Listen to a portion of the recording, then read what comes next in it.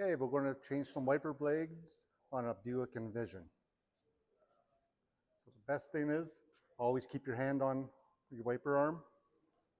You flip your tab up and pull down.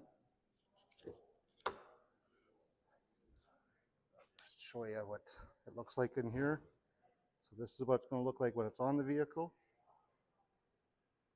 You just pull that up. Okay, so we'll put it back on. On these type, you have a little hook where it has to slide into.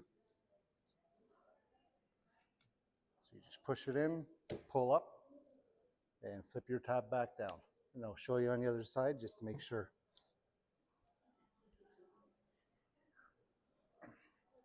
So again, you lift up your arm, flip your cap up, slide it, and off it comes. And you just push it back in, flip your tab back down, and you put it down to the window. Make sure you hold on to it, because if it flicks down, it's going to break your windshield.